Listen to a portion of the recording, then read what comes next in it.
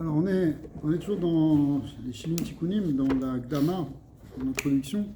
L'introduction, quand on dit introduction, c'est pas une introduction, c'est pas une préface, c'est déjà, on rentre déjà dans la profondeur du sujet, parce que ça fait partie du texte. Et alors, on est dans cette édition, on est dans la page 30. Ce qu'on a vu la semaine dernière, on a vu l'idée, plusieurs idées en fait, beaucoup de choses, mais on avait continué sur l'idée que le Yichud Hashem, l'unité de Dieu, quand elle se dévoile, c'est elle qui chasse les forces du mal. On a vu que le principe même de la guerre, de la milchama, c'est dévoiler le Yichud pour contrer les forces de Avodah Zarah, les forces du mal qui sont dans le monde, qui prennent leur shoresh, leur origine dans la multiplicité des forces divines qu'on appelle Elohim. Elohim, c'est un pluriel, et quand il y a plusieurs, c'est ça, si on détache cette multiplicité de ce principe d'unité, alors on passait de Elohim à Elé, par exemple, on avait vu ça, qui était ce que les bénis Israël avaient dit au moment du Vaudor. Elé, Elokecha, Israël, et à ce moment-là, c'est le principe d'Avodah Zarah, et donc tout le tikkun, au contraire, c'est de ramener tout l'univers, en fait, à son lien avec l'unité de Dieu. Et ça fait partie de la Géoula. Parce que l'exil, c'est au contraire, on est pris dans la multiplicité. On va revoir un peu cette idée ici d'une manière complètement différente, mais ça va revenir ce soir. On a terminé en disant que, en fait, le passouk sur lequel le Zohar, les Tikkuné Zohar aussi commencent par ça, Tikkuné Zohar de Rabbi Shimon Bar Yochai, il commence par ce verset aussi, qui dit Vamaskim Yaziru Kezohar Akiyah Mazdike Arabim Kakochavim Leolam Vaed, que les tzadikim, en fait, ils vont briller comme le rayonnement du firmament. Et les Mazdike Arabim, qui sont aussi des tzadikim, ils vont briller, ils vont être comme des étoiles dans le ciel. Alors on a vu deux niveaux, mais en fait on avait ici repris cette exégèse, on avait fini là-dessus, sur le fait que ce sont Mazdike Arabim. Donc quand tu dis Mazdike Arabim, littéralement ça veut dire ceux qui donnent du mérite à la multitude, c'est-à-dire au peuple. En général, les Mazdike Arabim, c'est, au sens simple, c'est quoi ? C'est ceux qui sont au Sek Betzor Ketzibour, ceux qui s'occupent d'une communauté. Quand tu t'occupes d'une communauté, tu t'occupes du Rabbim. Rabbim, ça veut dire une communauté, plusieurs personnes. Maintenant, ici, finalement, on a expliqué de manière un peu rapide, mais on vient de le redire, que le problème de l'exil, le problème des forces du mal, c'est le multiple qui est détaché de l'unité. C'est-à-dire, il faut bien comprendre cette idée. Qu'est-ce que ça veut dire le multiple détaché de l'unité ? Ça veut dire, tu as des forces dans le monde, et dans les hommes, tu as des avis très différents qui n'arrivent pas à trouver de manière de... Ils n'arrivent pas à s'unifier, ils n'arrivent pas à s'entendre. Ça peut être même dans un couple, un homme et une femme qui n'arrivent pas à s'entendre. Pourquoi ? Parce qu'ils sont très différents. Un, c'est un homme, c'est une femme. Lui, il pense comme ça, elle pense comme ça. Alors, comment trouver le principe d'unité pour nous unifier ? Comment, dans une communauté, arriver à unifier sans qu'il y ait des marloquettes ? Comment, dans l'humanité, arriver à faire ça ? Comment, dans l'univers, il y a toutes ces forces qui sont contradictoires ? Il n'y a peut-être pas besoin de les unifier, juste de les faire cohabiter. C'est déjà une forme d'unification. La clé que nous dit la Torah, c'est que, et c'est ça qui va être la Géoula pour le monde, c'est qu'il faut révéler dans tout cet univers multiple qu'il y a un Dieu un. Et quand tout se rattache à ce Dieu un, c'est comme si tu mets le centre d'une roue avec des rayons qui vont de ce centre vers la circonférence, et bien finalement, tous les points du cercle qui sont tous opposés, des fois diamétralement opposés, ils se rejoignent tous dans le centre, et donc ils sont unifiés par le centre. Et c'est ça qu'on veut faire, c'est-à-dire on veut ramener l'unité de Dieu dans ce monde, le Dieu un, Hashem Elokeinu, Hashem Echad, Bayom Haouye, Hashem Echad, Ushmo Echad, pour arriver à vérifier, à montrer dans le monde que tout est un, que tout est unifié par Dieu. Ça, c'est la mission du Klal Israël. C'est la mission du Mashiach. D'accord ? Alors, pour ça que ces âmes du Mashiach, parce qu'elles-mêmes, elles sont multiples. Il y a deux grandes âmes, deux grandes familles d'âmes messianiques. Une qu'on appelle Mashiach ben Yosef, une qu'on appelle Mashiach ben David. Pourquoi ils sont deux ? Parce que justement, il va falloir qu'ils s'unissent eux-mêmes. Comme on voit, Yosef, et Yehuda, qui étaient les deux prototypes justement de ce Mashiach ben Yosef, Mashiach ben David, qui se sont rencontrés, qui se sont d'abord opposés et finalement unifiés. Parachat Vaïgash. Vaïgash Yehuda. Amelachim Noadou. Les rois se sont rencontrés. Ils se sont rencontrés, au départ c'était un fight, c'était un combat parce qu'ils étaient opposés, et finalement ils se sont rendus compte que non, ils venaient tous du même père. Ça c'est le prototype de ce qui doit se passer avec Mashiach. Mashiach il doit amener ça dans l'humanité. Même les familles de l'humanité, elles sont séparées en deux grands côtés. Une qui est du côté des Saves et une, c'est-à-dire 35 familles, parce qu'on parle de 70 nations, donc symboliquement c'est comme si on a 35 nations d'un côté et 35 de l'autre. 35 du côté des Saves, 35 du côté de Ishmaël. On le voit aujourd'hui, l'Occident contre l'Orient. D'accord ? Ça peut prendre beaucoup de formes. Et donc, le Mashiach, c'est l'unification de ces deux opposés. Donc au départ, ça part de deux âmes qui finalement vont être réunies dans une même personne. L'âme de Moshe Rabbeinu. Ça va être le grand thème du livre. D'accord ? Et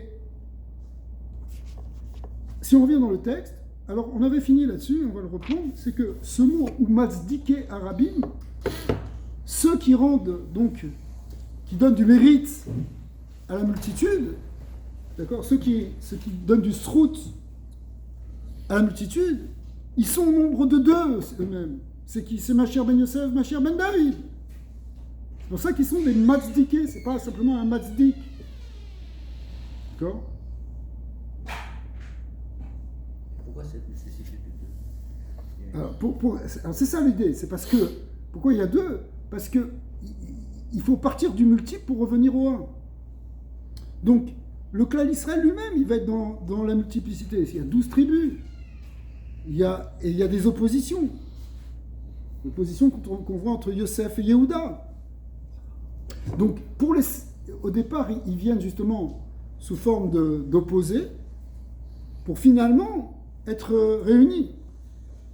La fameuse vision qu'il a eue le prophète Yecheskel, un Kadosh Baruch Hu lui a montré deux bâtons. Sur les bâtons, il y a marqué Yehuda, sur les bâtons, il y a marqué Israël.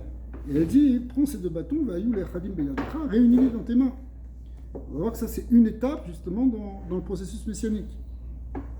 C'est de réunir le peuple d'Israël qui a été scindé, qui a subi une scission depuis la génération qui est venue après le roi Salomon. D'accord ? Le roi Shlomo Améler, il a construit le Beth Amikdash. Après sa mort, le clan d'Israël a été séparé en deux, entre son fils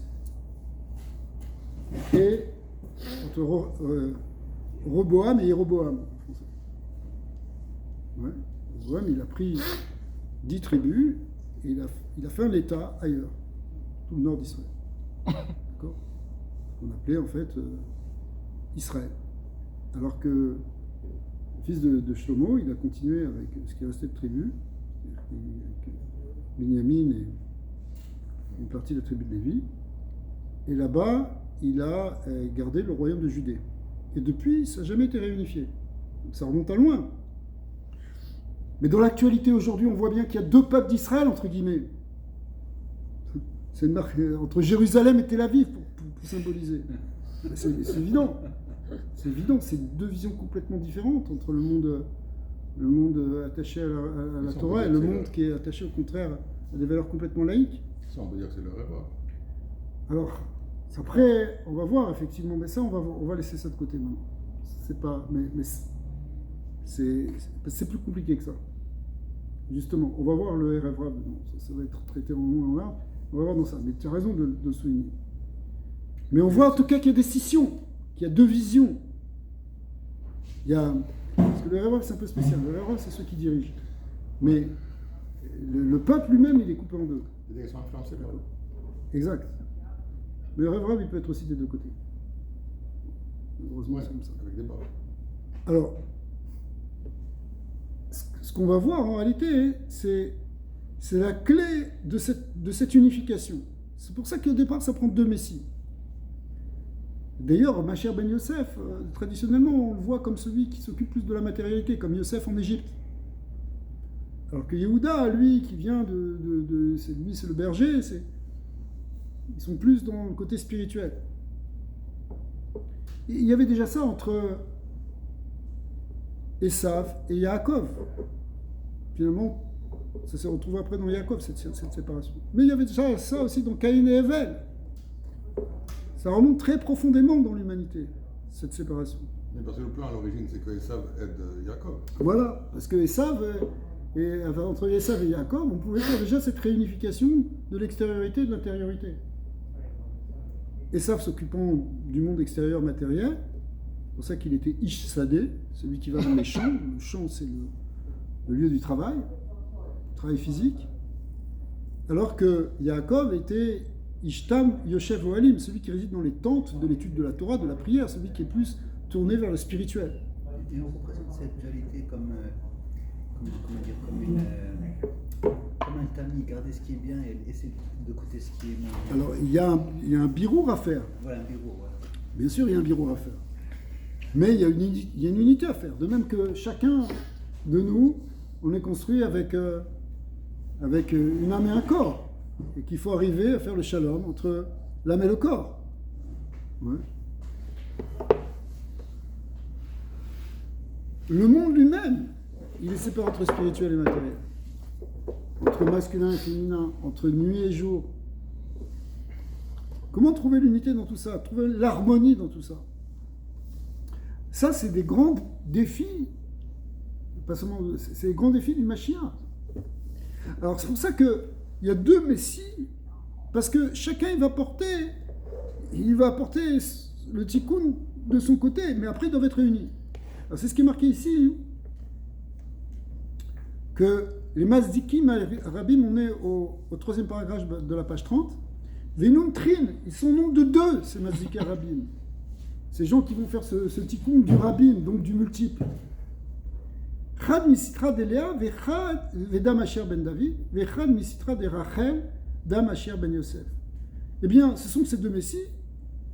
Un, il est du côté de Léa.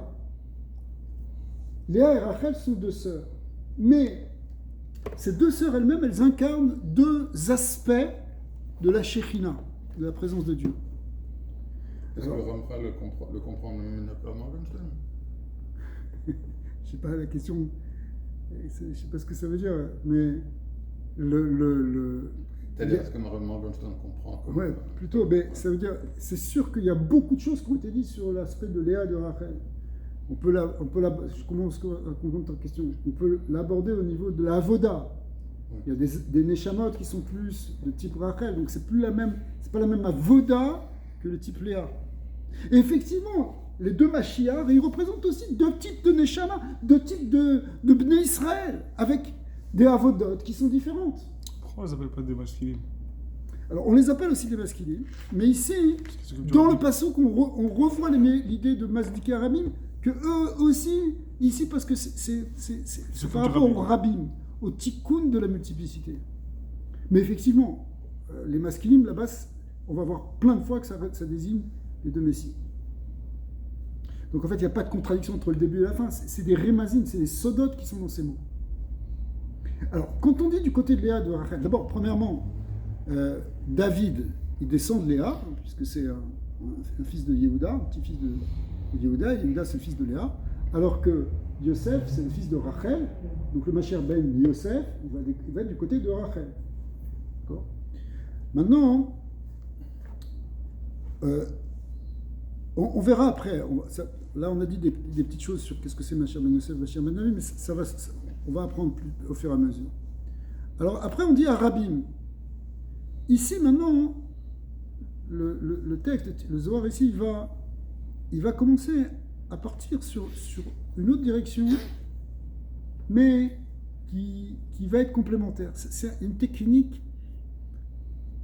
permanente dans le Zohar. C'est-à-dire tu commences sur quelque chose et tu as l'impression que tu passes sur une autre image. D'ailleurs, le Ramchal explique, ce qu'on disait en introduction, c'est que le Zohar lui-même, il vient, on a vu le Zohar, ça veut dire lumière, rayonnement de lumière, et en réalité, l'enseignement, il est plus par des images que par des explications logiques.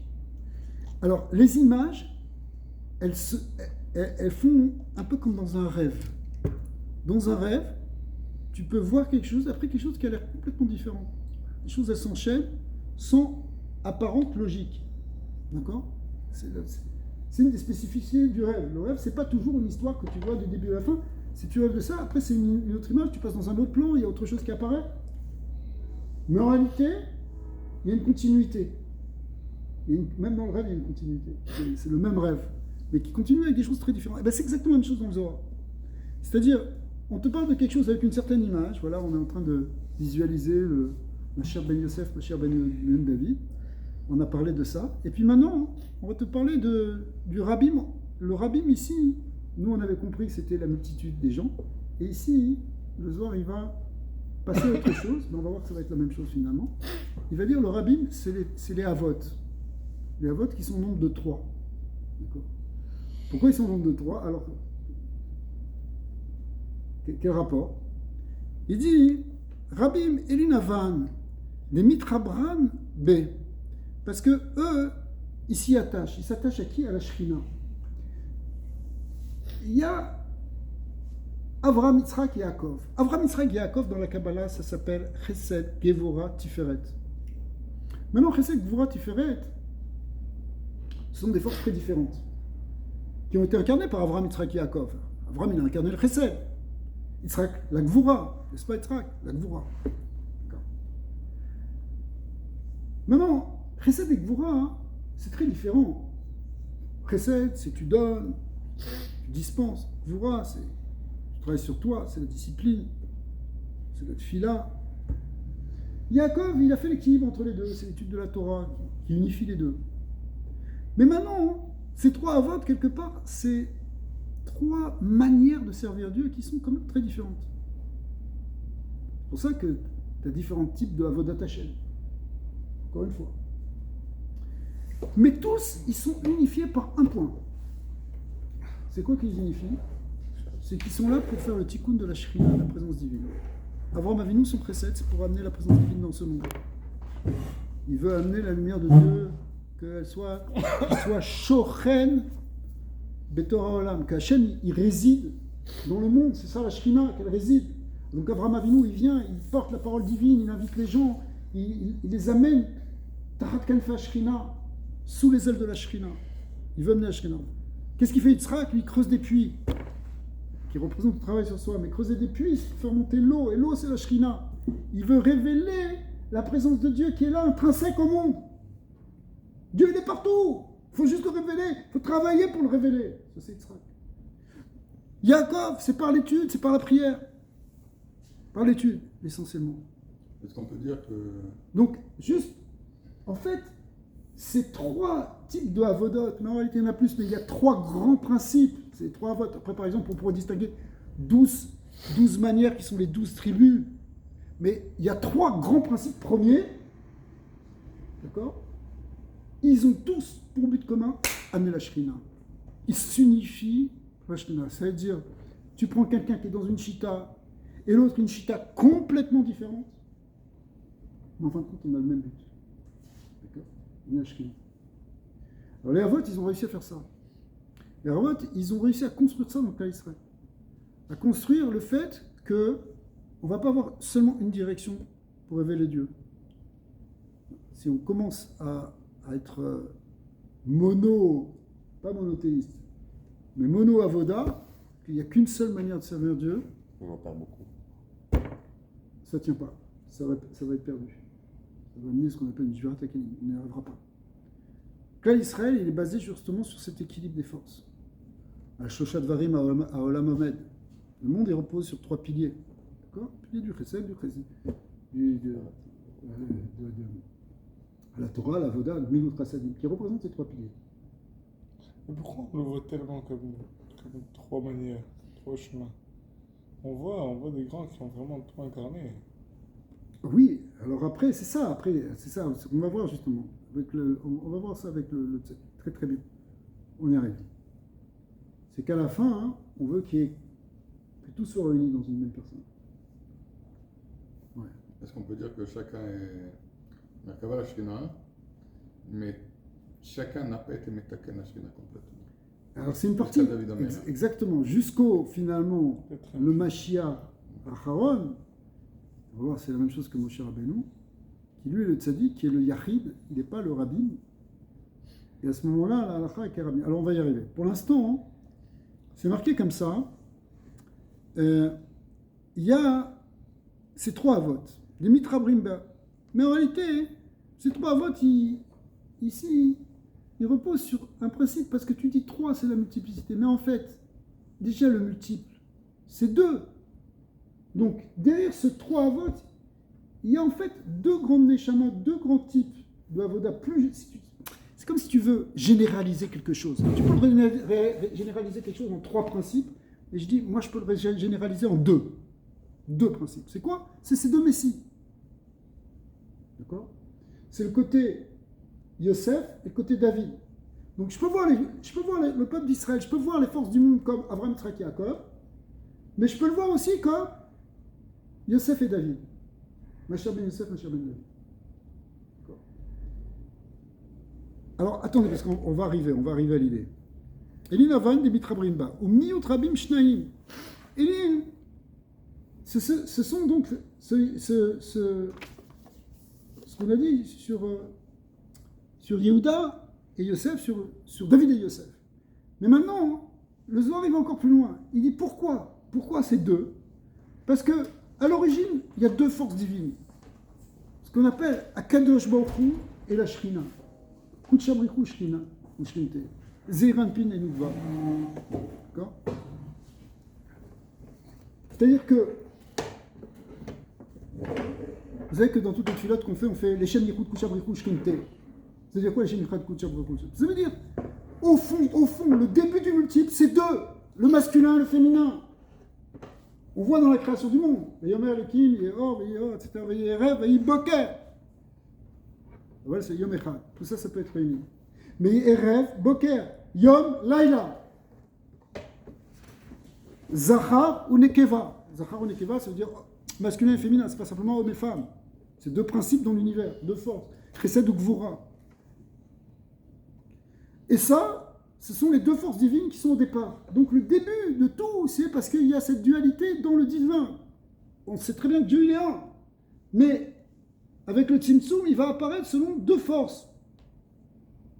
Une qu'on appellera le masculin, qu'on appelle Kutshabrichu. Et une qu'on a appelée, qui est le côté féminin, qu'on a appelé Shrinte, sa Shrina. La Kadosh Baruch Hu et la Shrina. Dans les sphirotes, ça s'appelle Zeiranpin et Nukva. Zun. Ça, c'est le Yichud Zun qu'on fait dans toutes les tfilotes. Il faut unifier le masculin et le féminin. Zun, c'est un code. C'est-à-dire Zachar ou Nekeva, en abrégé. Mais Zachar ou Nekeva, des forces divines. C'est sur ça que s'est basé celui, je ne me rappelle pas son nom, le Talmid Chacham, qui a voulu tromper et créer le christianisme pour les éloigner des Juifs, sur ce genre de trinité. Je ne sais pas. Le Havdil, peut-être on fera une recherche là-dessus. Alors, Velin Kutshabrichu Shrinte, Delomit Parshan Daminda le Almin. Or, c'est vrai que tu es en train de dire qu'il y a 2, et ensuite il y a 3, et 3 c'est le multiple, et en fin de compte il y a 2 et 2. Mais Zeiranpin et Nukva, c'est 2 aspects de Dieu. Donc ils ne sont pas vraiment séparés, ils ne sont pas séparés du tout en réalité. Ah, pourtant nous on n'arrête pas de dire qu'il faut les unifier, il faut unifier Akadosh Baruch Hu, le Dieu transcendant du Ensof, avec le Dieu immanent de la Shrina. Mais c'est le même Dieu, qu'est-ce qu'on va raconter? Il n'y en a qu'un. C'est absurde de dire qu'il y a 2 dieux. Qu'il y a 2, même qu'on parle de 2 aspects. De notre point de vue, on a l'impression qu'il y a le Sovev et le Mémalé, qu'il y a une transcendance et une immanence, qu'il y a un masculin et un féminin. Mais du point de vue d'Hachem, lui, il n'a jamais changé. Même le Tzimtzum, il n'y a rien qui l'a changé. Excusez-moi, je ne comprends pas. Zeiranpin, truc, c'est 2 partsufim. C'est pas que 2 partsufim. Parce que Zeiranpin et Nukva, Zeiranpin, il contient tout ce qu'il y a, toutes les sphirotes qui sont jusqu'à la Malchut, jusqu'à Yesod, avant la Malchut, et tout ce qu'il y a au-dessus, Ad Ein Sof. Oui, mais ça, c'est pas Dieu, ça. Tout ça, c'est Dieu. C'est la révélation de Dieu. Les C'est pas la sphirotes. création. Non, les sphirotes, c'est pas la création. C'est les forces divines qui permettent la création. Je reprends. Les forces séphirotiques. Les séphirotes, C'est ce que Dieu révèle de ses forces qui sont en lui pour créer le monde et le diriger. D'accord? Mais ces forces-là, elles sont totalement une avec Dieu, avec le Ensof. Comme c'est marqué dans l'Agdama des Tikkuné HaZohar. Hein, c'est ce qu'on dit dans Patar Eliyahu. Antuchad, Velou Bechouchban. Des Afikat Eser Tikkunim. C'est toi qui as fait sortir les 10 Sphirot. L'école des Parishchad Mehan, Kilou et Frischbach. Si quelqu'un commence à séparer les Sphirot et dire qu'elles sont différentes, qu'elles sont séparées de Dieu, tu amènes ce qu'on appelle un Kitsutz Banetiyot. Tu es en train de déraciner les mondes d'en haut parce que tu es en train d'amener de briser l'unité du divin, ce qui est le principe premier de tout. De toute la Emouna. Mais Ravi, c'est langage ou force séphirotique? On parle aussi de langage séphirotique. Les séphirotes. On parle des séphirotes. Le langage séphirotique, je ne sais pas ce que tu veux dire par là, mais ça veut dire on peut parler des séphirotes. De façon qui s'exprime, qui se révèle à Hachem. Oui. Ben oui, parce que c'est une forme de langage, mais ce sont des forces. Ce sont des forces immenses. Une force divine. Oui, mais vous dites qu'une s'appelle Kuchaberecho. C'est pas une, c'est qu'en fait, tu sépares en deux toutes les forces divines. En réalité, tout ce qu'il y a dans l'univers, de Malchut et en dessous, ça s'appelle Shrina. Et nous, quand on dit Akadosh Baruch Hu, c'est pas ce que vous dites Kuchaberecho. Si, c'est la même chose. Kadosh Baruch Hu, c'est tout l'aspect masculin. Mais en réalité, ça dépend dans quel contexte. Parce que simplement, nous, on va dire Kadosh Baruch Hu, ça veut dire Dieu. Mais dès qu'on dit les Shem Yichud Kuchab Richu Shrimte, c'est qu'on veut unifier deux aspects. Et ces deux aspects, eh ben ça inclut tout. Ça inclut tout. Ça inclut la Malchut, elle est le shoresh de tout ce qui est en dessous, même jusqu'au Olam Ha'asiyah, c'est le shoresh, il est dans la Malchut. Et au-dessus, il y a Zeir Anpin, qui lui, à l'Emochim, reçoit en fait toutes les lumières de tout ce qui vient à Drom Mahalot jusqu'au Ensof. Donc quand tu unifies Kuchab Richu et Shrimte, c'est une manière de dire j'unifie tous les plans du divin. Mais en réalité, ces plans du divin, ils n'ont pas besoin d'être unifiés parce qu'ils sont un. Tu vois qu'Hachem, il est autre chose que un. Mais par rapport à nous, par rapport à notre perception, par rapport au dévoilement de Dieu dans le monde, ça a l'air d'être multiple. Et c'est ça qui crée, parce qu'il n'y a pas cette unité, c'est ça qui crée justement ce chaos de la multiplicité. Ces forces d'opposition qu'il y a dans l'univers, et dans les hommes en particulier. C'est parce que l'unité n'est pas révélée. Mais lorsqu'elle se révèle, elle est là, mais elle n'est pas révélée. Lorsqu'elle se révèle, c'est la Géoula. C'est pour ça que tout le but de toutes les mitzvot, de toutes les tfilotes, de toutes les études, c'est pour amener cette Géoula. C'est ça le vrai but. Alors, c'est pour ça qu'il le dit ici. Parce que Elin Kuchab Richu Shrinte, Delomit Parshan Daminda le Almin. Ovéité, ils ne sont jamais séparés. L'autre Parshan ne se sépare pas. Les Almin, à tout jamais. Ils sont jamais séparés. L'unité, elle ne peut pas être brisée. L'unité du divin.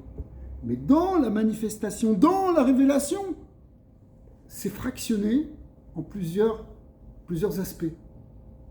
C'est comme si tu avais une lumière qui tout d'un coup est fractionnée par un prisme. Mais quel est le lien avec Raphaël et Léa dans ça? Alors, c'est pour ça qu'on va avoir deux grands Mashiach, deux grands types de Neshamot, deux grands types de Tzadikim, un qui va prendre le côté de Kuchab Richu et l'autre qui va prendre le côté de la Shekhinah. Hein, c'est pour ça que Yosef, il est lié avec la sphère de Yesod, qui est la fin de Za, de Zérampi, et au contraire, David, lui, c'est la Malchut. Donc c'est ça qui va unifier le masculin et le féminin. Et le 3, il commence à partir de où? Alors le 3, hein, on va voir, le 3 en réalité le 3, hein, C'est déjà une... c'est ce qu'ont fait les Havot, en passant au 3, c'est qu'ils ont commencé à manifester dans le monde des hommes l'unification des contraires. Parce que ce qui va unifier Chesed et Gvoa, c'est la Rachamim qui est au milieu. La Rachamim, c'est Tiferet, l'axe central, c'est le chibour, l'union entre Chesed et Gvoa, dans lequel le Chesed doit l'emporter sur la Gvoa.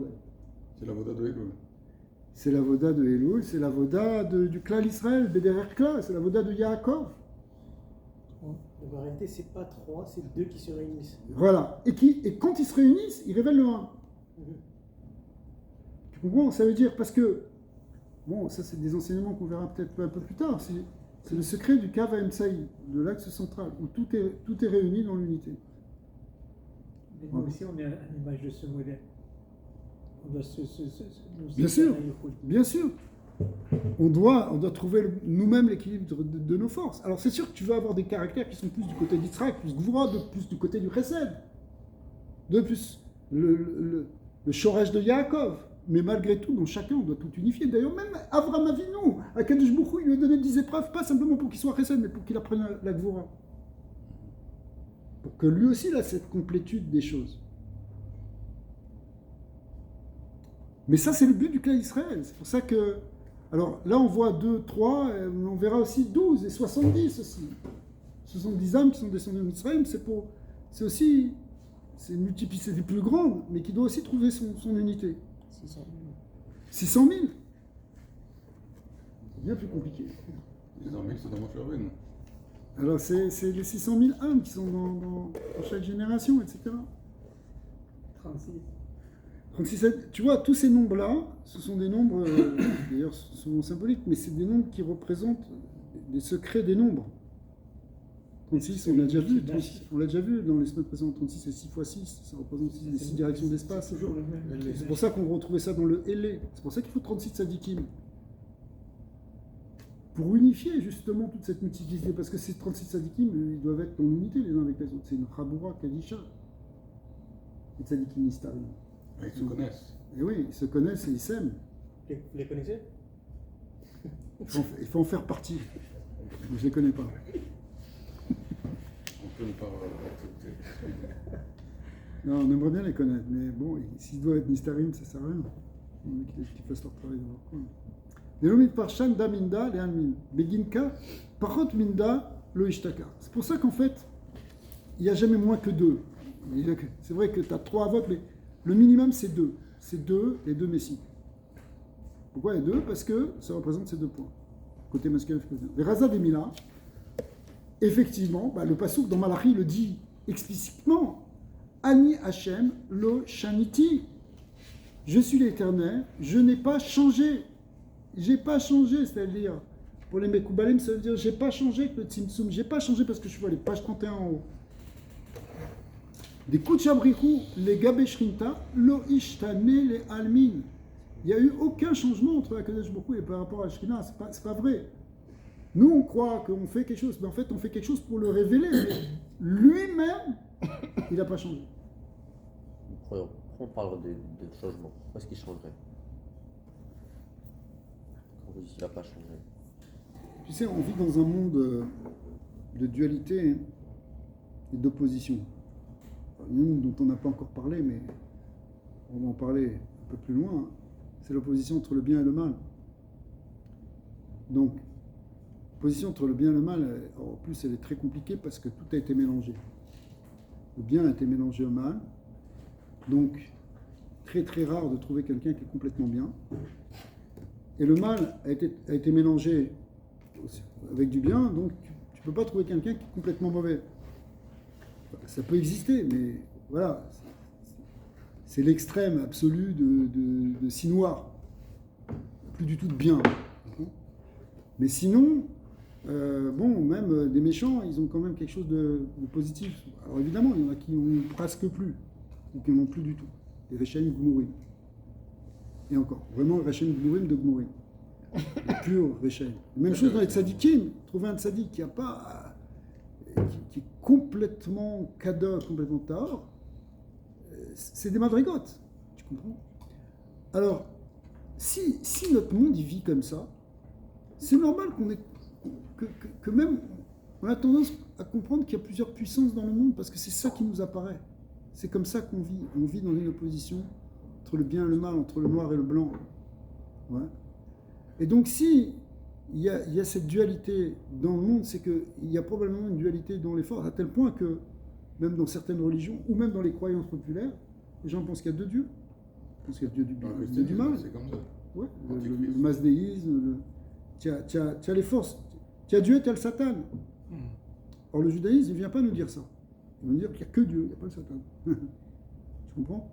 Mais on pourrait croire qu'effectivement, il y a des choses qui sont posées, donc on viendrait dire que, bon, bah, il faut vraiment, on aurait une avamina de croire que Dieu lui-même, il est, je ne sais pas jusqu'où c'est une avamina, mais en tout cas, hein, ce qu'on vient de dire ici, c'est que ne crois pas, Hachem, il est entièrement un.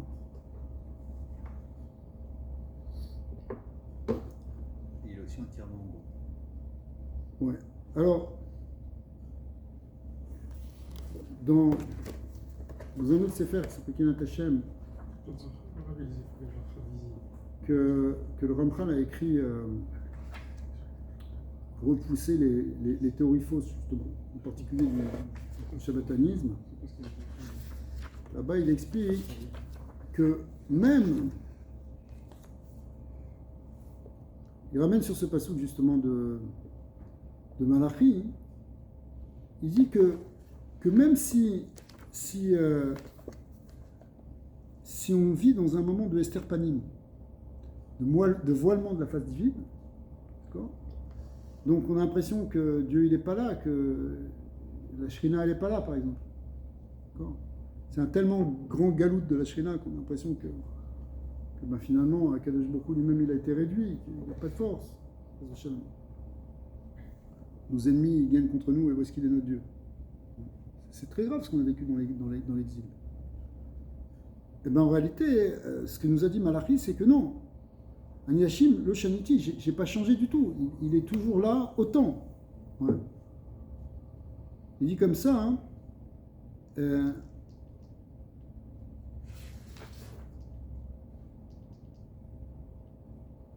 je vous lis ce passage, c'est très beau. Veine, tsarir sheteda, il faut que tu saches.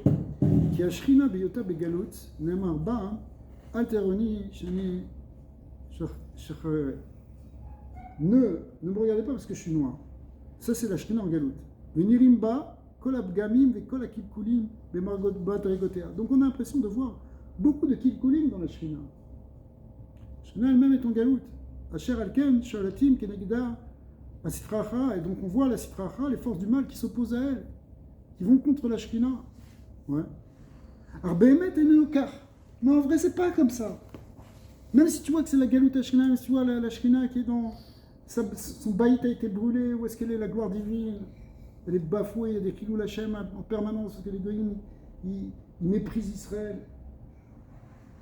Les tzadikim sont traînés dans la boue, Chaz v'Shalom. Donc c'est Galoute Shrina. Alors il te dit. Ne crois pas parce qu'en fait c'est pas vrai. Alors Behemet et Neukar qui en shaya chisaron veshinui bemaout asfirot. La notion de chisaron, de manque, de changement, de transformation dans l'essence des sphirot, ça n'existe pas. Les sphirot, la Shrina ça fait partie des sphirot, des forces de Dieu, elles sont pas du tout, elles changent pas, elles sont éternelles, elles sont comme le Ensof. Parce que la maout des sphirot c'est le Ensof. Et là, Maïra ou Veastarat Panim. C'est simplement qu'on ne voit pas cette lumière. Elle ne rayonne pas à l'extérieur. Mais elle n'a pas changé. Mais le fait qu'elle ne rayonne pas à l'extérieur, c'est ça qu'on appelle une Astarat Panim. Hein, dans Birkat Kohanim, qu'est-ce qu'on dit? On dit Yaher Hashem Panav Elecha. Que Hashem fasse luire sa lumière vers toi. La lumière de sa face. D'accord? Alors, si ça ne luit pas, eh ben, on a l'impression qu'on est en galoute. Mais en réalité, on est en galoute. Mais si ça ne luit pas, c'est pas que la Shrina elle a changé. Elle est toujours là, simplement que tu ne la vois pas. Mais Nimsa, chez les filles à Emet, El Chisaron Bashrina. Behemet, il n'y a pas de Chisaron dans la Shrina. La Shrina, elle n'a pas de manque. Et là, Nire Chisaron, ça apparaît comme un manque. Veu Alamatakor, c'est comme s'il y a un voilement de sa force. Vene alze inyan katouf b'malachi ani Hashem l'shaniti. Dieu éternel qui n'a pas changé. Qui ani Hashem usod kuchabrichu shkinte.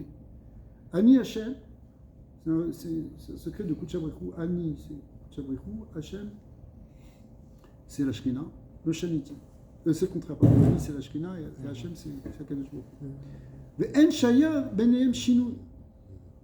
Pirouche, qui m'a chez où les filles, page tout à midot, bon après il explique un peu plus, mais ça crée simplement une astarat panim, mais la Shrina et Akadosh Baruch Hu, tous ces est aspects de du notre point divin, de tous vue. ces aspects des sphirotes n'ont jamais changé, en vrai sens.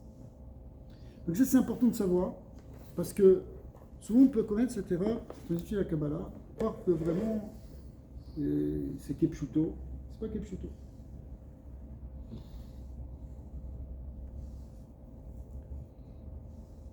Alors, maintenant le texte va revenir sur cette idée de rabbim, de multiplicité du côté des trois avotes. Oui, mais là, Oui. je reviens.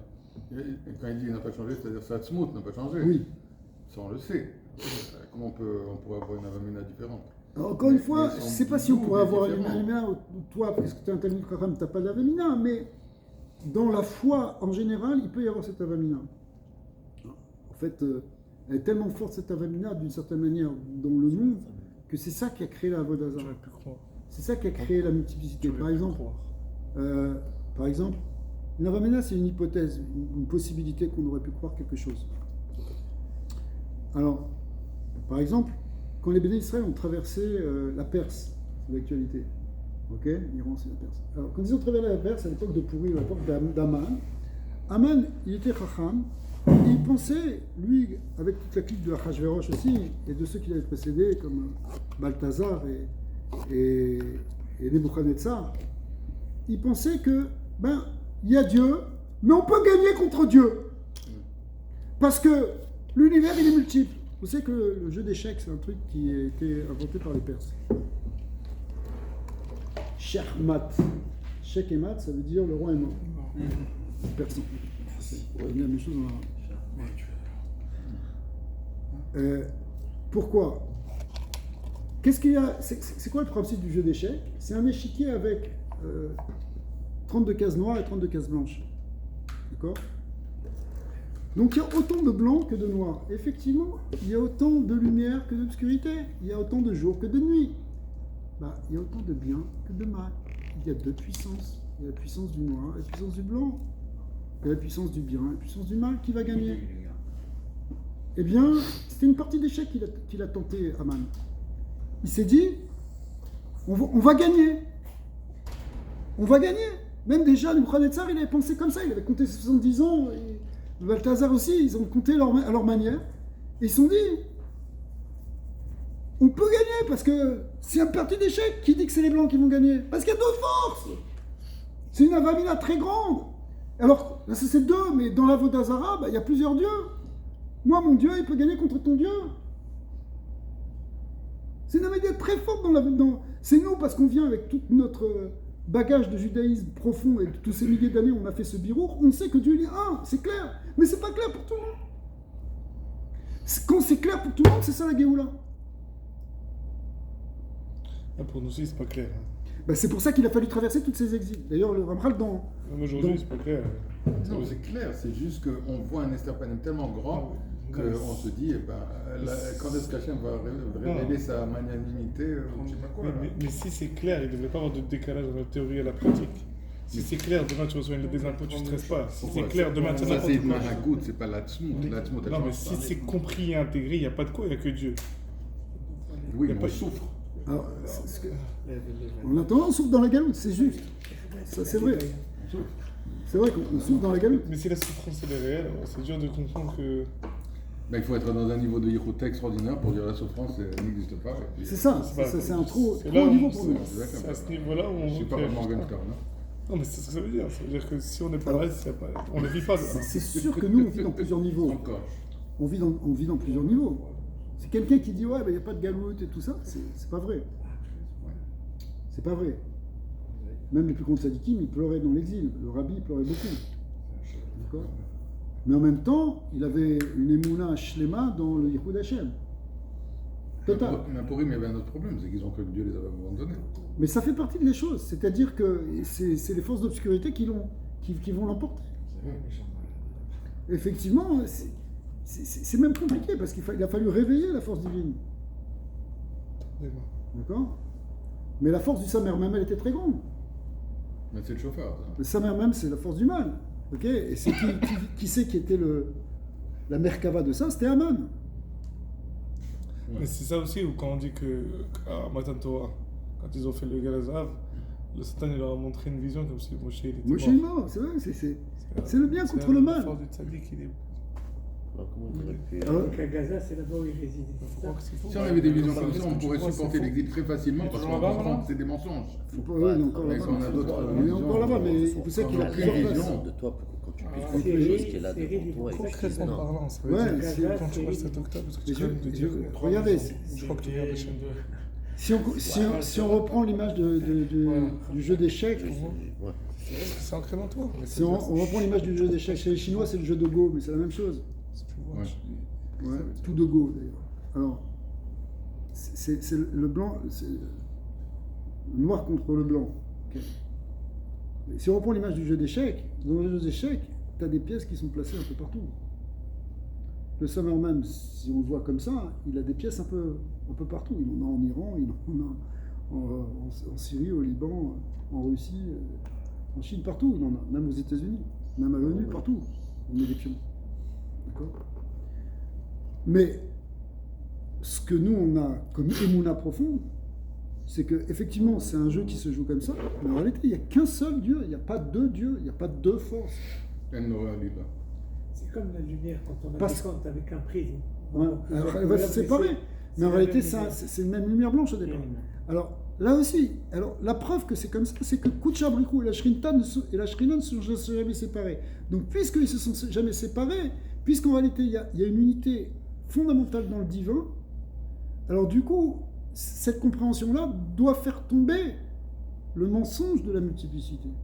Ouais. Alors, il a été formé par... Si je peux... Bon, je comprends le flux. Si on est parti du début, la lumière est maintenant, après, il y a des contractions, puis on a des sphirotes avec plus de lumière, comme c'est un peu en triangle dans le par rapport à ça. Ouais. Bon, tout ça, c'est Hachem, c'est le patron, celui qui décide, qui décide tout par rapport à ça. Il y a sous sa mère même qui est là, c'est Tsirkira qui a son rôle aussi. Comment, alors, il peut arriver à ce point de... C'est pas comme une injure envers Hachem. Bien sûr, bien sûr. Alors, comment il a ce Alors, pouvoir? en fait, ce pouvoir, il vient de ce qu'on appelle la Strat Panim, le fait que la révélation de Dieu, elle soit voilée. Mais elle est nécessaire pour venir ici. Alors elle est nécessaire, mais en même temps, nous on a un travail de révéler la face de Dieu. Mais est-ce que par rapport à hier, comme il a ramené, est-ce qu'on peut dire alors que pour le mesurer la force du Samermen, c'est inversement proportionnel à la lumière et directement proportionnel à la force du Kéli, puisque tu disais que dans les mondes supérieurs, la lumière elle est forte, le Kéli il est faible. Chazak, Donc tu peux faire un lien comme ça de proportionnalité. bien sûr. Tu sais, tout à l'heure, là, on a parlé en parlant de Esav et de Yaakov, de l'extériorité et de l'intériorité. Pnitzoniut et Pnimiut. On a dit qu'on retrouve ça aussi dans la Neshama, Vegouf. On a cette dualité en nous. On a un côté spirituel, on a un côté matériel, on a quelque chose qui nous tire vers le haut, quelque chose qui nous tire vers le bas. Etc. Eh bien, dans les sphirotes, on a parlé ici de masculin et féminin, mais tu peux retrouver aussi la notion de Or et de Kéli. Et c'est ce que tu veux dire, c'est-à-dire que plus il y a de la lumière et que le Kéli il est faible, plus c'est haut. Et inversement, plus c'est bas, le Kéli est très fort et la lumière est faible. D'accord ? Donc on retrouve une apparente dualité, mais le secret fondamental, c'est que tout est unifié avec le Ensof. Donc il y a un yichud complet. Mais comment on peut comprendre que les frères de Yosef n'ont pas compris, entre guillemets, on va dire cette façon qu'Hachem il avait dirigé, jusqu'à ce que Yosef lui-même leur a dit, regardez, j'étais descendu pour ceci et pour cela. Et les frères n'ont pas senti ça encore. C'est ça vient du fait. Ouais, que c'est ce des soit clair Kedoshim pour tout le monde. Elyon. C'est qu'il y avait une mauvaise compréhension entre les frères de Yosef, Yehuda et ses frères, et Yosef. Oui, mais Yosef, ceux il qui sont était attachés. capable de vivre avec Akadosh Baruch Hu, même dans un monde de voilement divin, même en Mitzrayim, même dans la prison de Mitzrayim, d'accord ? Ou même quand il était roi d'Égypte, ce qui peut être encore une autre taout complet où tu perds la tête complètement, d'accord ? Parce que tu as tout le pouvoir absolu. Mais lui, il vivait avec Elohim, il était là dans la prison, il était avec Hachem. Et ce qu'il a dit à ses frères, Hachem Shelachani, c'est Hachem qui m'a envoyé. Il n'a pas vécu comme quelque chose de négatif, il a vu, il y a Dieu dans tout, et c'est sa volonté qui s'exprime ici. Donc, ouais, ils étaient Mais pas eux, d'accord. c'est plus difficile. C'était beaucoup plus difficile pour eux. C'est des Kedoshim Elyon. C'est des Gdoshéliens, mais c'est plus difficile.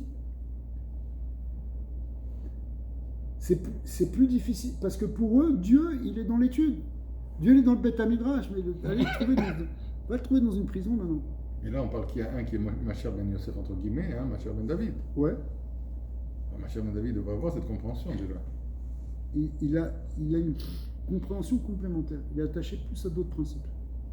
Mais effectivement, ils se sont réunis, ils se sont compris après. Il faut arriver à réunifier. C'est comme pour nous réunifier des chitotes différentes. Alors, on revient. Donc on est 31, deuxième paragraphe. Ve'et rabim mistrad et tlat avaan kama de amina. Donc il y a un rabbin qui vient du côté des trois votes, comme on l'a dit. Ou be'u alacha ke rabbin. Alors, c'est marqué Yechid ve'rabim alacha ke rabbin. Et Tikkun HaZohar, ils expliquent là-bas, hein, et c'est expliqué ici aussi, que c'est qui le rabbin ici? C'est les trois votes. Et c'est qui? La halacha. Le mot halacha, il désigne la shrina. Qu'est-ce que ça veut dire ici? Halacha kerabim, ça veut dire que la shrina, elle est supportée par ces trois forces des avot. Par ces trois avodot, c'est ça qui permet à la shrina de résider. Alors, cette shrina, elle s'exprime dans la halacha. On va voir aussi qu'est-ce que c'est l'arba, les quatre coudées de la halacha. D'accord. Donc, on va essayer de se reconcentrer parce que c'est pas évident.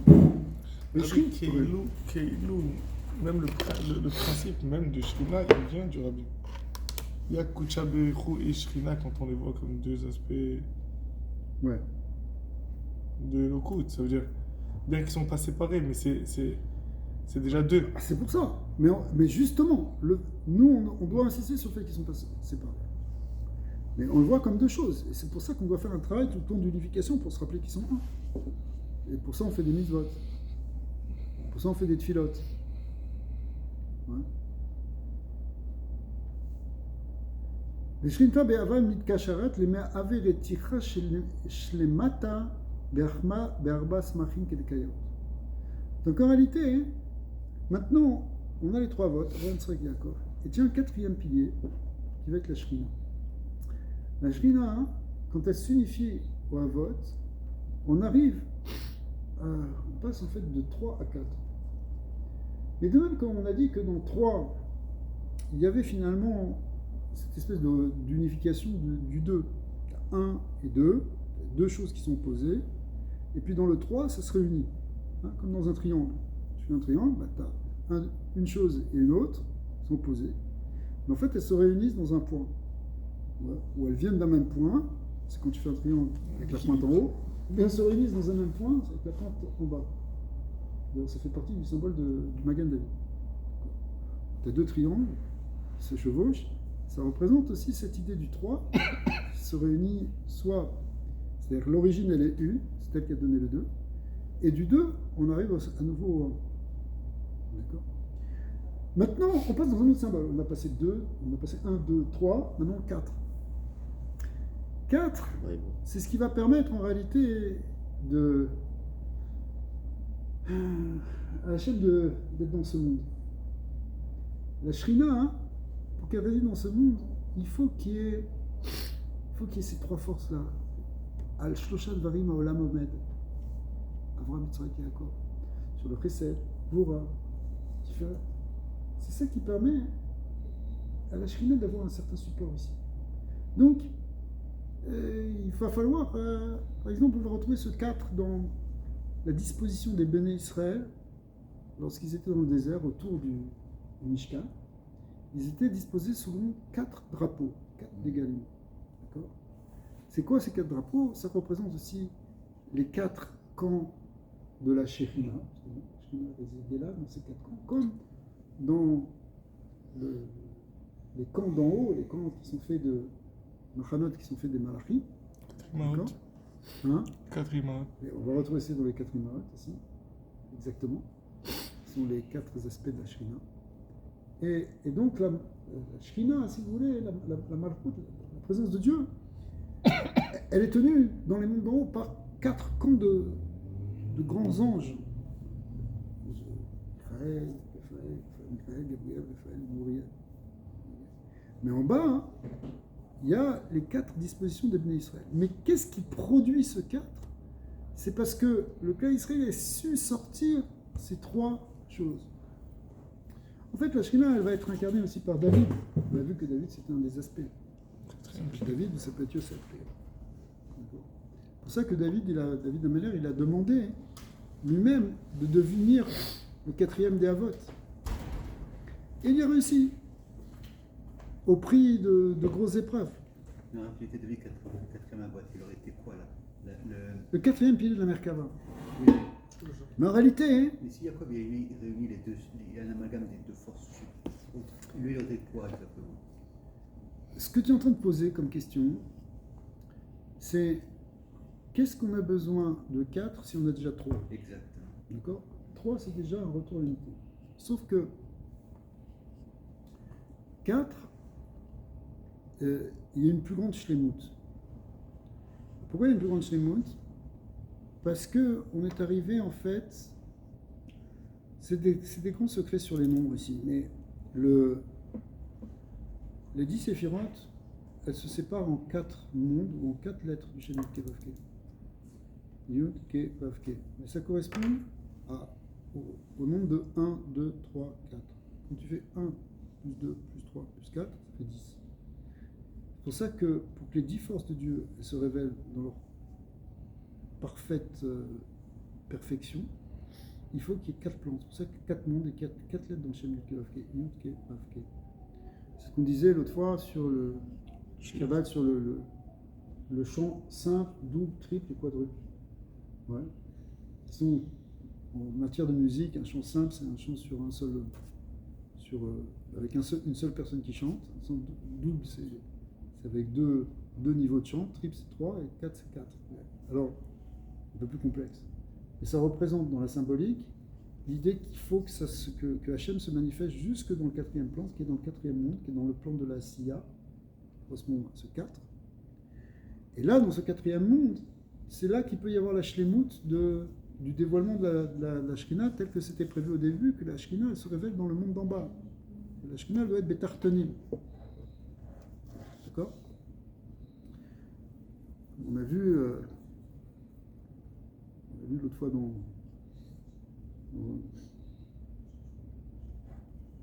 dans Sefer Sha'arei Ora,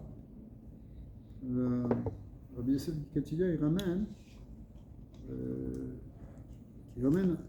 cet enseignement que Ikar Shekhinah Betartonim. Comme c'est marqué aussi dans le Balatania, il s'appuie sur les Midrashim pour dire ça. Et il explique que là-bas il donne une zvara très intéressante. Pourquoi il dit Ikar Shekhinah? Rabbi Yosef Katilia, c'était un grand Mekoubal du XIIIe siècle. C'est bien avant la Chassidut. Là, par contre, c'est un des premiers grands commentateurs du Zohar. Parce qu'à son époque, on commençait à circuler les premiers manuscrits du Zohar qui avaient été retrouvés. Bien après que l'époque de Rabbi Shimon bar Yochai, parce qu'ils ont été occultés pendant longtemps, ils ont été cachés. Donc c'est un des plus grands. Et il explique pourquoi la Shekhinah Betartonim. Parce que la Shekhinah, ça correspond à la dernière sphère, la Sphirat Malchut.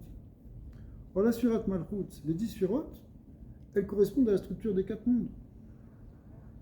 Hein? Chaque monde, c'est 1, 2, 3, 4. Ça correspond aux 10 sphirotes. 1 plus 2 plus 3 plus 4, ça fait 10 encore une fois. C'est pas Pythagore qui a inventé ça. Ça vient de la Kabbalah, non, c'est sérieux en plus. C'est sérieux. Le Rampral, il explique que ça vient de la Kabbalah. Les Grecs, ils ont appris ça chez nous. Hein? Mais pourquoi hein? Donc, en réalité, dans le 4e monde, c'est le monde d'en bas, le monde physique, eh bien, il y a les dernières sphirotes, en particulier la dernière sphira qui est la sphira de Malchut. Alors la sphira de Malchut, c'est la Shekhinah. Donc le Ikar de la Shekhinah, il doit être Betartonim. Il doit être dans le monde d'en bas. Sa place, il est en bas, puisque la sphira de Malchut, sa place, elle correspond, les 10 sphirotes, elles correspondent aux 4 mondes. Donc la dernière sphira se trouve dans le dernier monde. Donc le Ikar du dévoilement de la Shekhinah, ça doit être dans le dernier monde, dans le monde d'en bas. Okay. Alors dans la Chassidut, ça a été développé encore plus, ce concept. Mais la Shekhinah, elle doit être là. Alors, c'est pour ça que quand on arrive à 4, on a les... Rami nous disent, regarde, un siège pour qu'il tienne, il faut qu'il ait 3 pieds minimum. Mais s'il a 4 pieds, là, il est au bon stade. Hein? Les tabourets à 3 pieds, c'est bien, mais quand tu as une chaise à 4 pieds, c'est plus fort. C'est pour ça que pour que la présence divine, elle se révèle vraiment, il faut qu'il y ait 4. Et effectivement, on retrouve ça dans la symbolique du Beth Amikdash, qui est rectangulaire. qui est fait de carrés. Quand tu dis carré, c'est 4. C'est la forme géométrique du 4. Le Mishkan, il est basé sur un triple carré. Ouais. Il y a un carré pour le Kodesh HaKodashim, et ensuite le même carré qui est dupliqué 2 fois pour faire le Kodesh. Mais tout est basé sur des carrés. Et le troisième Beth Amikdash, il aura une forme carrée. Enfin, toute la cour elle aura une forme carrée de 500 amot sur 500 amot, ou même de 3000 amot sur 3000 amot, ça dépend comment on compte. Donc le 4 Rishon. Si c'est 500 amot ou 500 canets. Un canet, c'est 6 amot. Ça fera long. 3000 amot, ça veut dire le parvis du Beth Amikdash, d'après Rashi et d'après le Radak, c'est 1,5 km sur 1,5 km. Ça va faire grand. Ouais. Mais en tout cas, les autres ils disent non, ça va être 250 mètres sur 250 mètres. Qui est quand même grand aussi. Ce qui est quand même grand aussi, mais c'est pas la même mesure. Non, c'est ça. Ça rentre plus facilement dans le rabbinite. Maintenant, tout le monde est d'accord que la forme, elle sera carrée. Elle était déjà carrée à l'époque des autres Beth Amikdash, mais le Beth Amikdash sera bien au milieu de ce carré, etc. Pourquoi carré? Parce que c'est dans le 4. Parce que le 4, c'est le 4e monde, c'est le monde d'en bas. C'est là qu'on arrive au dévoilement du 10. Donc des 10 Sphirot. Donc des Asara Korchot. Qui, une fois que tu es arrivé au bout, représente l'unité. D'ailleurs, dans les nombres, quand tu arrives à 10, c'est, nous on l'écrit 1, 0, c'est le 1 à nouveau, c'est l'unité des dizaines, c'est l'unité qui se retrouve. Le Yud, si on l'écrit en hébreu, c'est à nouveau le 1. Parce que l'unité, elle se révèle quand tu as tout l'Hashlemut de ces 10 Sphirot qui correspondent à l'Hashlemut de ces Arba Olamot. Donc, pour ça, il faut qu'il y ait les 3 Avot plus un 4e Chelek qui est la Shrina elle-même. La Shrina, elle trouve là son assise. Mais pourtant, ça n'a pas été accordé. C'est-à-dire À David, il n'est pas la 4e avant. alors, oui, plus ou moins. Ça a été accordé, à la fin, ça lui a été accordé. À la fin, Mashiach, il sera ce 4e pilier. On devait dire dans la Mida Elohim et David aussi, mais à cause de Bethsabée, ils l'ont enlevé Hachem. C'est ça. Mais en réalité, le corps de la tchouva qu'il a fait, c'est que c'est la même. Même Yosef, puisqu'on a vu qu'il y a 2 aspects, il y a l'aspect de David et l'aspect de Yosef. Yosef aussi, il est devenu ce 4e avot, d'une certaine manière. Ce 4e av. Il a un statut intermédiaire entre les avot et les shvatim. Parce que lui-même, il est le père de 2 shvatim. Donc c'est un av. Ephraim et Ménaché, ce sont eux les 2 shvatim. Yosef est le av de ces 2 shvatim. Dans les tfilot, les 3 amidot, elles correspondent à Avraham, Yitzhak et Yaakov. Shachit, c'est Avraham. Mincha, c'est Yitzhak. Et Arvit, c'est Yaakov. Mais quand on rajoute une fila comme Shabbat, il y a Moussaf. Moussaf, ça correspond à qui? Yosef. Le mot Moussaf, c'est la même racine que Yosef. C'est ce qui vient s'ajouter. Et la Neila. Là, justement, ça c'est le Gilou du Mashiach de Yerida. C'est encore un autre niveau. Maintenant, ça veut dire quoi? Ça veut dire que oui, Yosef aussi, qui est aussi un aspect de la Shrina, on a vu, c'est un aspect du Mashiach. On a vu, lui, c'est plus le côté de Rachel, qui est un aspect de la Shrina, n'est-ce pas? Eh bien, lui aussi, il peut compléter. C'est pour ça qu'il y avait une marloquette. Pourquoi il y a une scission? Parce que qui c'est qui complète? C'est qui le 4e pilier? C'est Yosef ou c'est David? C'est Yosef ou c'est Yehuda? En réalité, on va voir que c'est les 2, quand ils sont unifiés, justement. Même dans le char, il a une. Ouais. Il y a le tour. Bah, David. correspond à la sphère de Yesod. Aussi. Alors, ok. On revient ici maintenant. Ça, c'est pas trop dur? Non, on est bien. Non? On est bien. On est carré. C'est carré. En fait, on peut carré aussi aussi. vite. Tout ça. On est toujours là. Alors, Les hydrapines. c'est ce qui est marqué ici. La Shrina, finalement, elle s'attache au Havot pour devenir Ritkash le matin, pour devenir un chariot complet, avec 4 Berbas Bachin.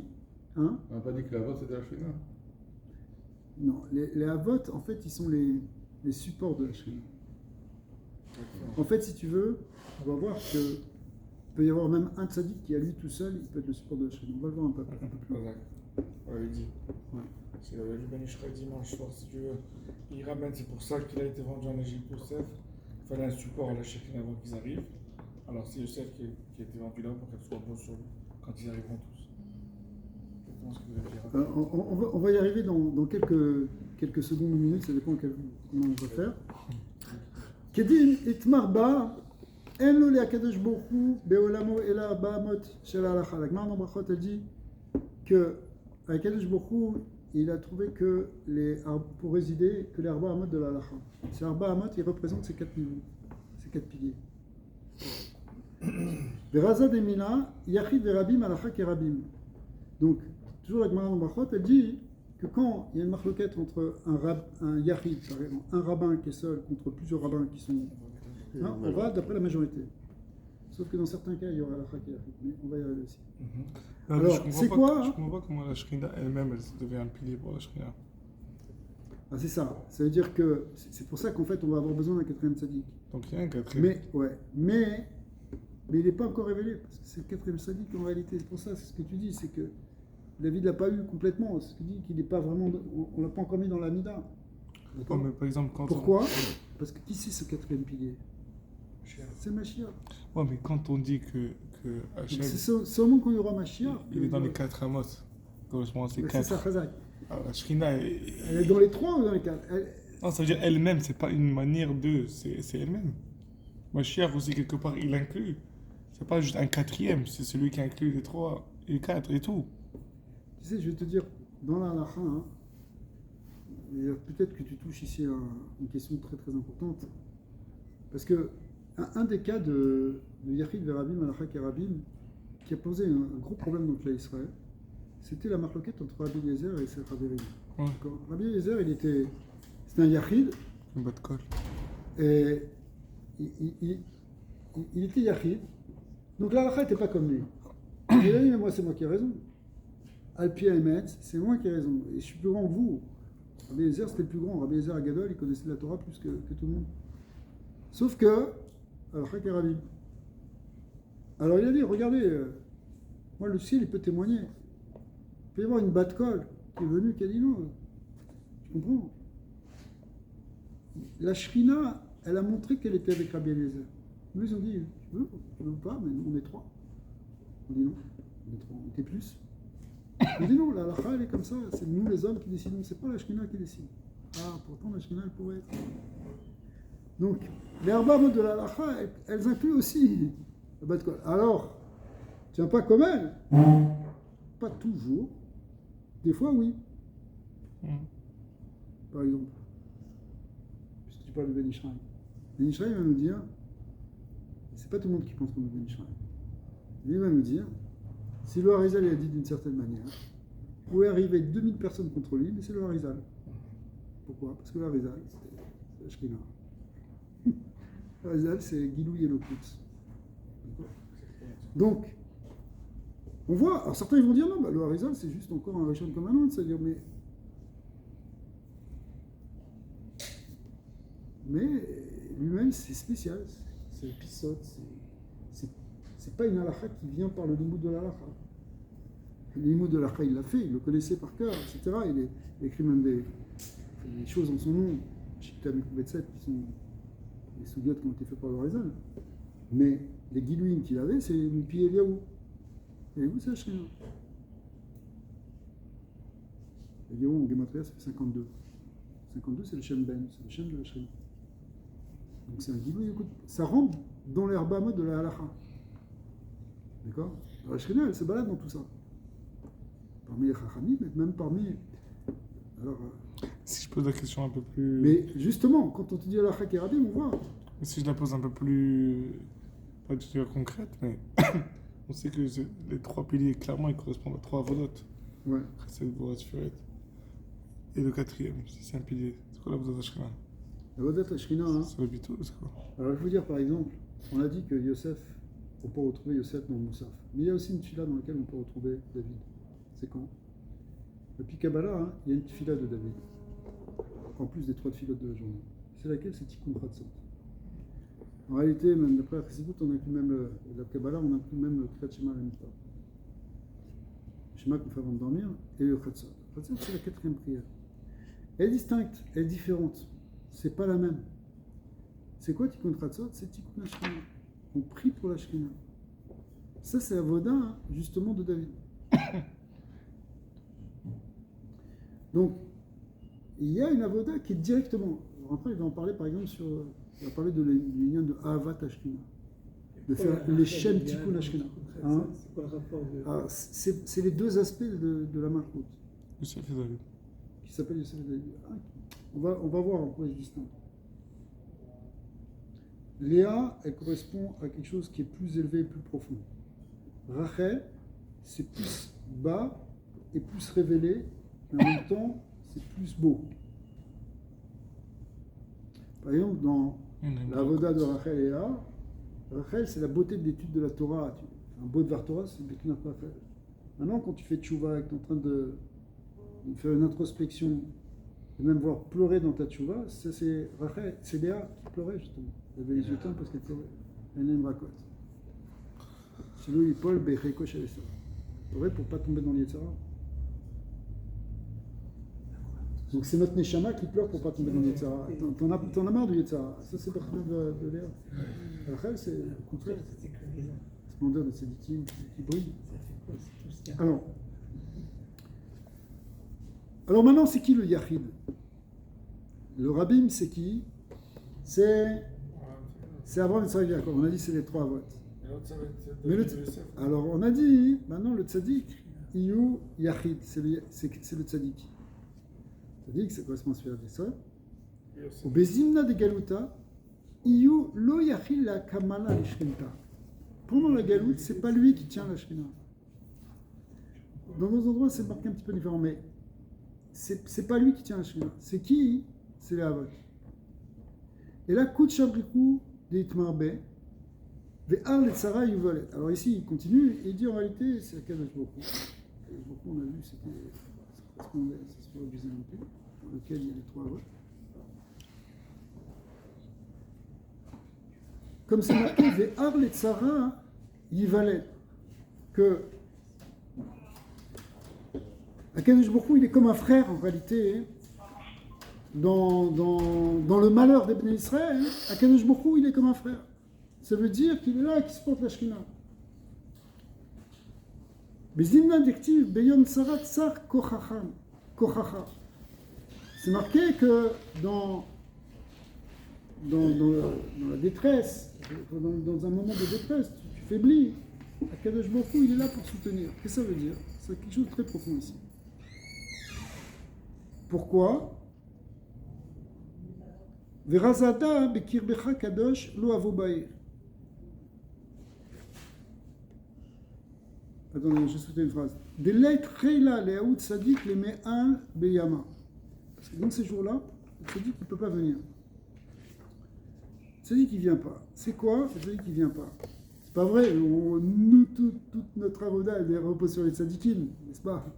Les cacheroutes de tzadik. D'accord? On a besoin du tzadik.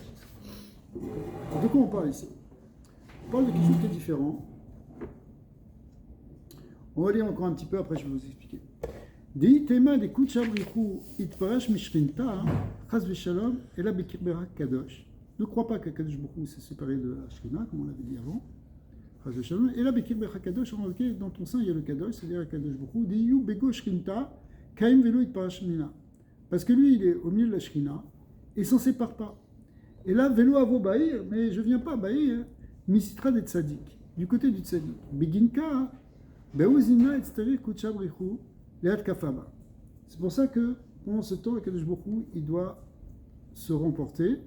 Ve'ar le tzara yivalel, da lamed lamed chayvavta, le begina et tztari tzadik leit barra mina, delo itraza. Il y a un problème. Pendant la galoute, puisque la lumière divine, elle n'est pas réellement révélée, alors les forces du mal, elles commencent à sortir. Et comme elles commencent à sortir, alors le tzaddik lui-même, il faut qu'il reste caché. Et là, Kuchabriku, il y a comme les câblés, les tkafar finta, et c'est Akadosh Baruch Hu qui tient la shkina. Veim kolda, machi kiyu.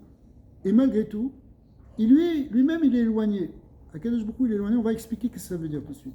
Et Razada, mirachok Hashem Yireli, comme c'est marqué dans le prophète Jérémie, que Akadosh Baruch Hu m'est apparu de loin. Ou les hymnes deate tov shechen karov dat sadik. Mais au moment de la Géoula, eh bien, le shechen karov, c'est qui le shechen karov? C'est marqué dans le passouk qu'il vaut mieux un voisin proche que quelqu'un, qu'un frère éloigné, ton frère qui est de l'autre côté de la planète, c'est peut-être moins qu'un voisin qui est à côté de toi. Ok? C'est qui ici, dans la symbolique? C'est justement le tzaddik qui va se révéler au moment de la Géoula. Dat tzaddik, debe v'Hashem shchen betzion. Sur lui, il est dit Hachem roshchen betzion, devdin iyu karov. À ce moment-là, il se rapproche. Alors, ça, c'est un petit peu compliqué à comprendre. On va essayer d'expliquer de la manière suivante. Dans un pirouche que l'Embrun a écrit sur Parashat Mishpatim, dans Zohar Parashat Mishpatim, il dit comme ça.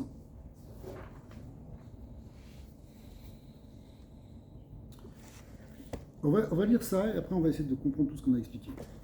Des fois, hein, les choses ne sont pas bétikoun. Effectivement, pendant l'exil, les choses ne sont pas mises en ordre.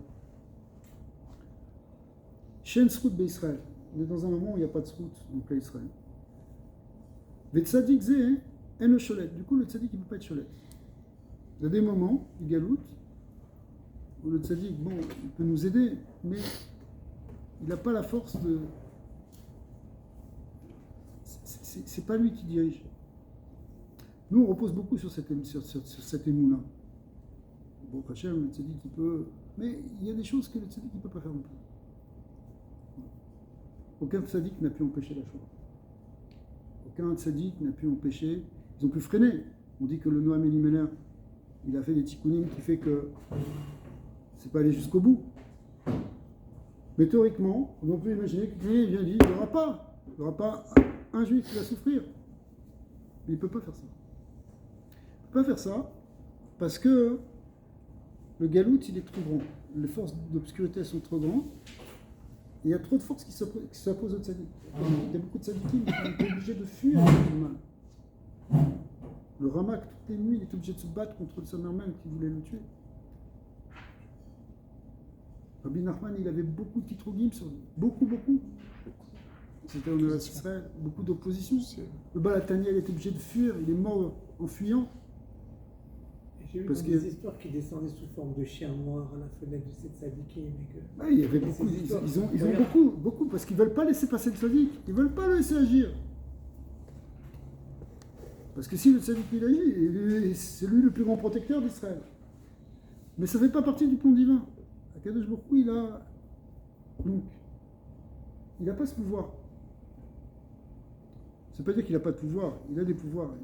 Il l'a mis sur terre pourtant. Et, bien sûr, il l'aide, il nous aide, les tzadikim ils nous aident dans toute galoute. Et ils nous font des brachot, et ils nous protègent par la tfilote. Mais ils n'arrivent pas non plus. Quel est le tzadik qui n'aurait pas voulu qu'il y ait le Beth Amikdash en son temps? Pourtant, ils ont fait tous les tfilotes, ils ont fait Messurot Nefesh, ils ont pleuré des larmes pendant Tikkun Chatzot, ils ont fait tout ce que tu veux, comme Tikkunim. Mais ça n'a pas suffi. Mais c'est voulu par Akadosh Baruch Hu. Alors comment on est? On est laissé par ces dieux qui nous maintient. Akadosh Baruch Hu, lui-même, c'est lui qui nous sauve. Attention, ce que je dis là, ça peut choquer quelques personnes, parce que on donne tellement d'importance aux tzadikim, et c'est normal. Mais en même temps, c'est comme ça. Est-ce que vous croyez que je veux dire quelque chose qui va peut-être vous choquer, mais est-ce que vous croyez que le rabbi n'aurait pas voulu que le Midrash soit là en son temps? Est-ce qu'il y avait quelqu'un qui désirait plus le Beth Amikdash que lui? C'est lui qui a tout fait. Il n'a pas fait tout pour ça. Il l'a dit. Mais il y avait un autre plan. Maintenant, alors comment on tient, nous? On tient parce que Kutcha Brichou, il tient la Shekhinah. D'accord? Et il dit comme ça, on a l'impression qu'au contraire, il y a quelque chose qui est coupé avec l'univers. Mais Akadosh Baruch Hu, il a Rachmanout, il ne nous abandonne pas, même dans le galout.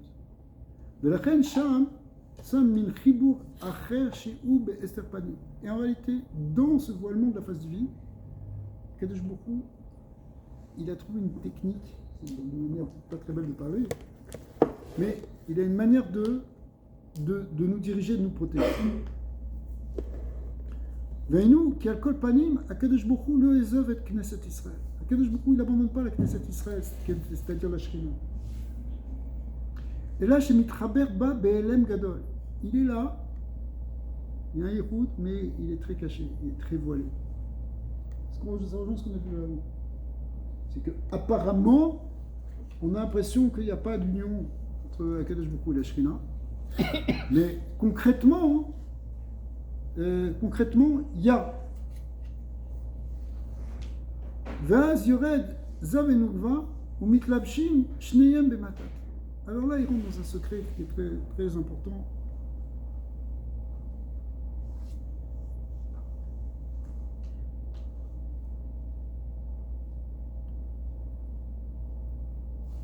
C'est un secret qui revient beaucoup dans le Zohar, qui est comment fonctionne la direction du monde pendant le temps de l'exil, pendant le temps du Choshen. Akadosh Baruch Hu et la Shekhinah, ils ne sont pas vraiment visibles. Par contre, l'aspect du divin, il s'habille dans un malach. Et ce malach, il s'appelle Matat, en abrégé. Et c'est par lui que le monde il est dirigé. Qui est devenu fou. Mais cet ange-là, il n'a pas de pouvoir propre. C'est Dieu qui émet Tzemtzem, sa lumière, et qui dirige à travers ce malin. Quand les Béné Israël ont fait le Vaudor, Akadosh Baruch Hu il a dit moi ma Shekhinah je la retire de chez nous.